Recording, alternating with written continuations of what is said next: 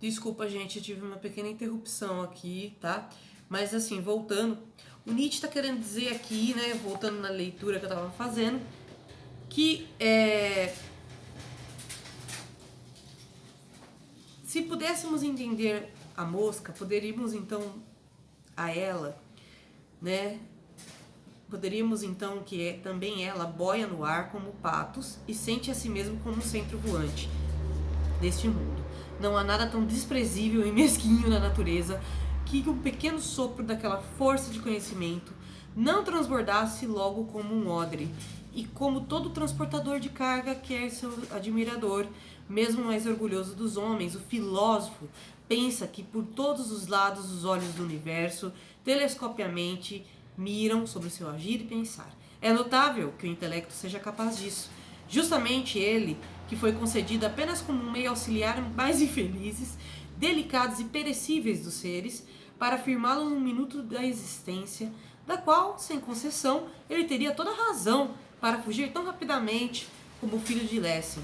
Aquela altivez, desculpa, gente, associada a conhecer e sentir, a nuvem da cegueira pousada sobre os olhos, dos sentidos dos homens, engana-os, pois o valor da existência, ao trazer em si a mais lisonjeira das estimativas de valor sobre o próprio conhecer. O que ele está querendo dizer? Não adianta nada a gente gerar esse falso conhecimento falando que a gente sabe sobre tudo e todos. Isso é um conhecimento incrível mesmo. Porém, é falso. É a gente dizer que a gente sabe a mecânica da coisa toda, né? Que a gente sabe como surgiu todas essas coisas. O mais importante não é entender como que surgiu as coisas, mas entender a sua vida enquanto existência. O que ele está querendo dizer é o seguinte: não importa quem foi o criador do universo. O que importa é como nós criamos a nossa própria humanidade, o que a gente fez em sociedade, o que a gente fez com a nossa própria individualidade. A gente abriu mão dessa individualidade? Será que a gente não vive um tempo histórico, por exemplo, né? Como no livro, que também é um livro existencialista, que é o Amor Líquido do Zygmunt Bauman, que a gente procura uma cara metade porque a gente não está procurando conhecer a si mesmo. A gente quer alguém para preencher um vazio, que é um vazio comum, que é o sentimento de solidão, e que filosoficamente ele é muito importante para a gente se conhecer, para a gente conhecer o nosso lado sensível, nossos próprios limites, o que realmente é importante para a gente, né? Dentre outras coisas. Então a gente está pulando essas etapas, né? Do nosso autoconhecimento, ao mesmo tempo que a gente está desejando que o outro nos conheça, né? Que coisa louca, né? Eu quero que o outro me preencha, me conheça e seja meu companheiro ou minha companheira, mas eu não quero, né, me conhecer. Eu não quero passar pelo processo doloroso de sentir dor por mim mesmo, de estar sozinho, né? E de perceber o que eu sei fazer para me divertir, o que eu faço do meu dia a dia que me diverte, que me fortalece.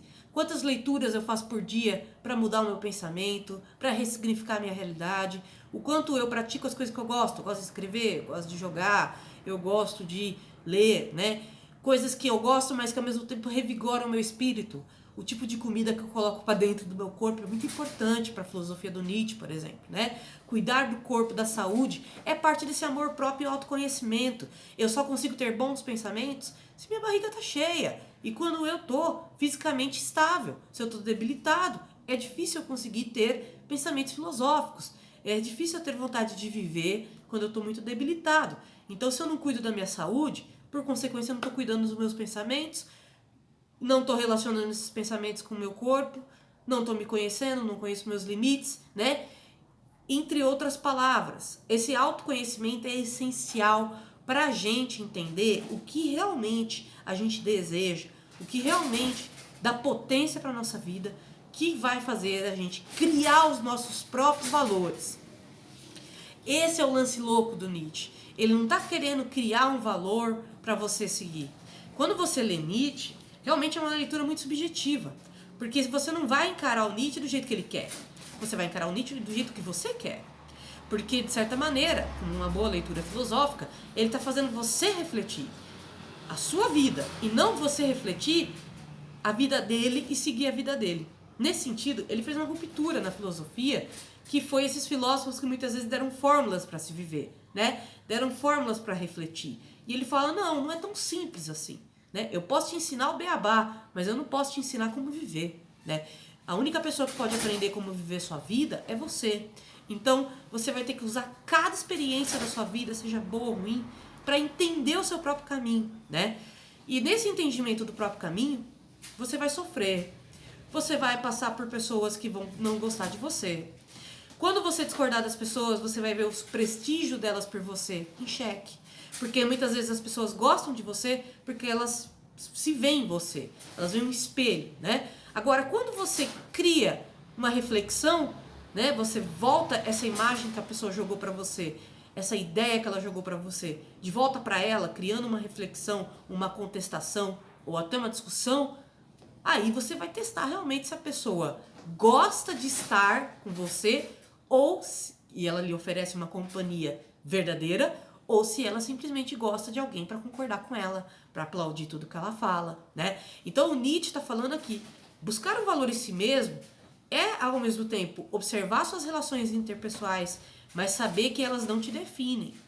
O que te define é o que você faz com isso, né? O que você faz com o que você aprendeu e qual é a prática que você leva que te traz uma felicidade. Uma felicidade aqui não como um sentimento instantâneo de euforia, como a gente sente, mas uma felicidade num sentido de uma vida que te leva à potência, uma vida que te leva a cada dia que você vive ser um dia a ser vivido, ser um dia novo, mas ao mesmo tempo que você vai construir uma história através dele, tá? E aí quando você fala de abrir mão da moral, eu vou dar só o exemplo da vida do Nietzsche. O Nietzsche, ele no século XIX, cara, eu tô falando do século XIX, um dos séculos mais machistas e patriarcais da história.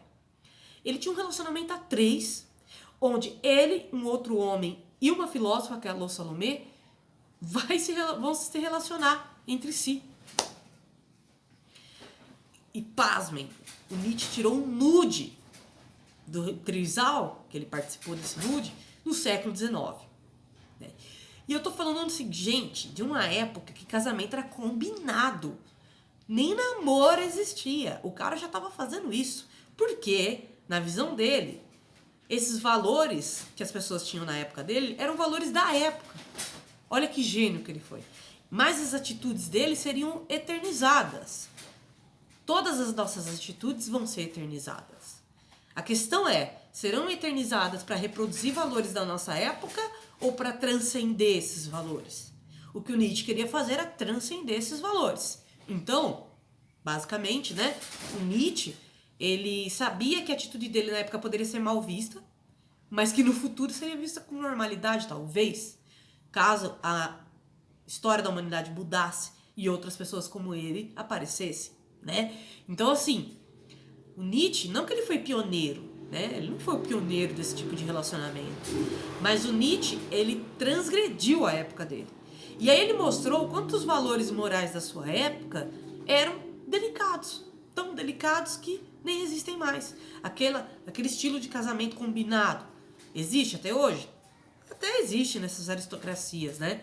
Mas hoje em dia o que a gente tem como relacionamento é muito mais impacto do que aconteceu com o movimento hippie nos anos 60, que transgrediu os valores da época, do que, de fato, com o que aconteceu no século XIX. E nesse sentido, Nietzsche estava certo. Qualquer ser humano que transgride os valores pode criar uma nova linha na história. Pode criar um novo tipo de ciclo histórico, né? Mesmo que ele esteja ligado a outro ciclo como transgressor, tá? Então, continuando aí a leitura, né?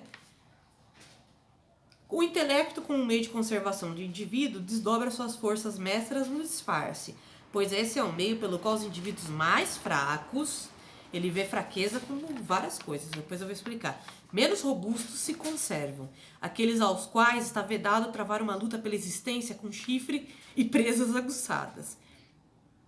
O homem, essa parte da arte do disfarce, chega a seu ápice. Aqui o engano, o lisonjear, mentir, ludibriar, o falar por trás das costas, o representar, o viver em glória de empréstimo, o mascarar-se, a convenção dissimulante, o jogo teatral diante dos outros, diante de si mesmo.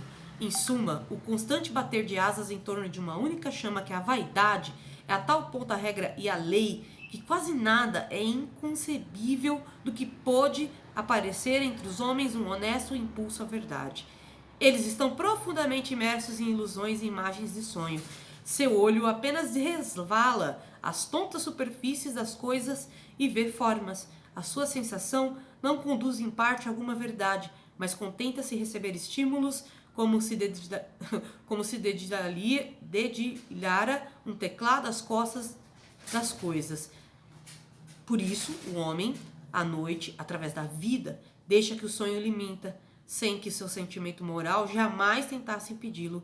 No entanto, deve haver homens pela que a força e a vontade deixam o hábito de roncar. O que sabe propriamente um homem sobre si mesmo. Sim, seria ele sequer capaz de alguma vez perceber-se completamente, como se estivesse uma vitrina iluminada? O que cala a natureza quase tudo, mesmo que seu corpo, para mantê-lo a parte das circunvoluções dos intestinos, os fluxos rápidos das correntes sanguíneas, das intricadas vibrações das fibras, exilado e trancado numa consciência orgulhosa, charlatã, ele atirou fora a chave.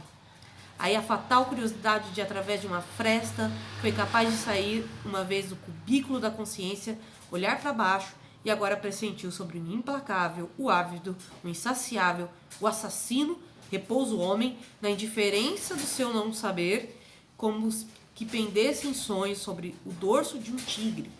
Nossa. Tipo assim, dormir em cima de um tigre, né? Não parece uma coisa muito segura.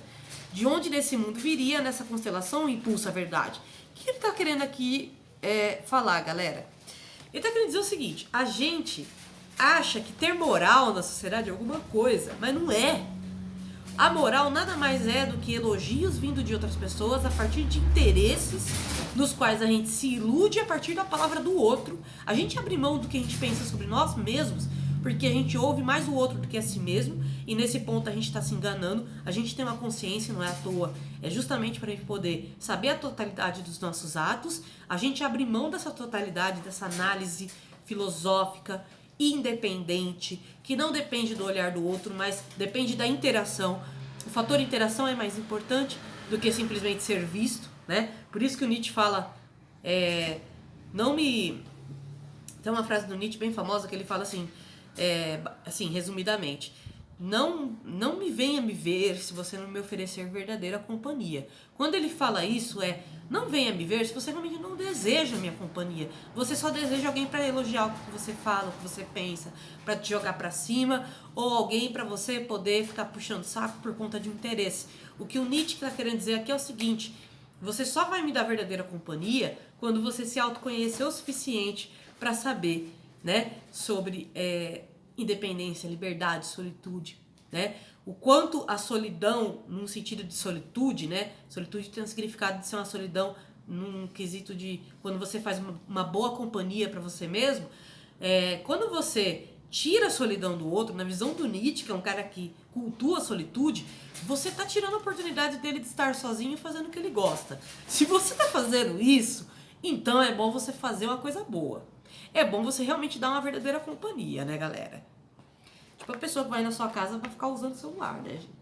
Tira a sua solidão, tira a sua liberdade de estar só, né, sua privacidade, e fica ali ocupando seu tempo, falando coisa superficial demais pra uma pessoa que tem uma mente filosófica, né? Como no caso do Nietzsche. Claro que no caso do Nietzsche era um pouco mais profundo o rolê, pois ele estava falando de conversas superficiais, né? Da pessoa ficar conversando coisas superficiais, fofocando, né? No sentido, assim, de coisas que não vão revigorar a gente, não vão fazer a gente rir, não vão fazer a gente realmente aprender algo novo, mas que ao mesmo tempo não vão gerar uma troca, né? Não vão gerar uma conversa prazerosa, dentre outras coisas, tá? Então, fechando essa aula, né, com vocês sobre Nietzsche, porque eu já falei demais. Se eu falar mais sobre Nietzsche, essa aula vai ficar muito gigante, tá? O que o Nietzsche define como moral é o que a gente faz com nós mesmos. O que as pessoas definem como moral é o que os outros dizem sobre você. Pro Nietzsche é um péssimo engano o ser humano fazer isso. Porque isso não significa nada. E quando eu digo isso, por exemplo, entre os nazistas, os soldados que mais matavam judeus, né, eram super condecorados e elogiados. E aí? Você vai dizer que matar os judeus pelo seu preconceito antissemita, pelo sentimento de extermínio, né? É uma boa coisa porque eles eram altamente elogiados e condecorados, tinham milhares de medalhas e placas e isso e aquilo, e recebiam dinheiro em troca disso. Será que formar a minha moral numa sociedade desmoralizada, que cultua coisas das quais eu não valorizo, é bom? Será que eu ser bem vista numa sociedade que na minha concepção está doente? E quando eu digo doente, é o sentido de doença do Nietzsche, né? Está adoecida pelo ressentimento, pela vingança, pelo sentimento mesquinho, pelo egocentrismo, pelo egoísmo. Será que ser bem vista por essa sociedade é bom? É nesse sentido que ele fala, será que vale a pena eu me esforçar para me enquadrar nesse sentido de moral numa sociedade que está adoecida e que seus valores, por consequência, adoeceram também? Fica aí essa reflexão para vocês, tá bom? E aí também, só para finalizar, saúde pro Nietzsche. Saúde é você ter uma boa mente. É você saber agir, pensar. É você saber experimentar um dia de cada vez, conhecer a si mesmo, ler, ter disciplina. O Nietzsche valoriza muito a disciplina. Na visão dele, a disciplina favorece as faculdades mentais, né? Então, ter a disciplina, né, de você ter uma rotina, por exemplo, de leituras, forçar-se, muitas vezes, a fazer coisas que você sabe que vão te fazer bem, que vão ser um pouco dolorosas a princípio, mas vão te fazer bem, né? E por último, né, desviar de todo sentimento mesquinho. Ressentimento, o que é ressentimento? Quando você já passou uma situação, mas você fica pensando, repensando, até você aumentar aquela situação dentro da sua cabeça e e que gera um sentimento de vingança. Você quer se vingar daquela pessoa, você quer se vingar daquele fato, né? E aí pro Nietzsche, todo sentimento de vingança leva a gente a fazer coisas que não melhoram a nossa vida, que não realmente acrescentam pra gente, né? O que é um exemplo de sentimento de vingança que só atrasou a nossa vida? Segunda Guerra Mundial. Que começou pelo sentimento de vingança da Alemanha, né? Contra os outros países. E esse sentimento de vingança levou o Hitler ao poder. E o sentimento de vingança, por exemplo, né? Vou dar um exemplo básico atual aqui no Brasil. Sentimento de vingança dos militares contra o movimento LGBT. Por quê? Porque o movimento LGBT foi um dos grandes... foi uma grande oposição à ditadura militar. Inclusive foi um dos responsáveis, junto às outras oposições, com o fim da ditadura militar. Então eles ficaram com muita raiva dos LGBTs. Tanto que essa contracultura, né, entre aspas, aí, LGBT, que está sendo atacada hoje, essa coisa da perseguição aberta às pessoas LGBTs, como se fossem doença, como se fosse para ser curado, né? Tudo isso é, no fundo, um ressentimento, um sentimento mesquinho de uma situação que aconteceu no passado, que não tem como voltar para esse passado, e simplesmente eles têm que aceitar que não é mais daquele jeito e ponto, entende? É nesse sentido que o Nietzsche fala, as coisas mudam. As pessoas se agarram a coisas, sentimentos mesquinhos, e não conseguem enxergar a maravilha dessas mudanças, as possibilidades dessa mudança, né? Então o mesquinho é um ressentido, é uma pessoa totalmente descompensada, que fica lá olhando para o passado como um passado que podia ter sido glorioso, exceto se não tivesse acontecido isso, e fica nesse e se. Quando a gente olha para o passado, é bom, porque é uma maneira de refletir a nossa vida. Só que ficar olhando para o passado e tentando modificar ele através do presente é burrice. É isso que eu quero dizer, tá? Porque o que você pode modificar é o seu presente a partir do seu futuro, né? Você pode modificar as suas ações hoje para projetar o que você vai fazer no futuro. O futuro é a única possibilidade de mudança que você tem. O passado não vai mudar. Então, se lá em 2015 aquela pessoa fez uma coisa para você, ficar ainda guardando esse sentimento dentro de você e tentando fazer coisas que surpreendam essa pessoa, acaba que por fim você fica obcecado por aquilo que te fez mal, né? Você fica obcecado em dar respostas a algo que, racionalmente falando, não vale a pena, entendeu? Então é isso, meus queridos. Espero que vocês estejam bem. Vou mandar uma atividade para vocês e até a próxima.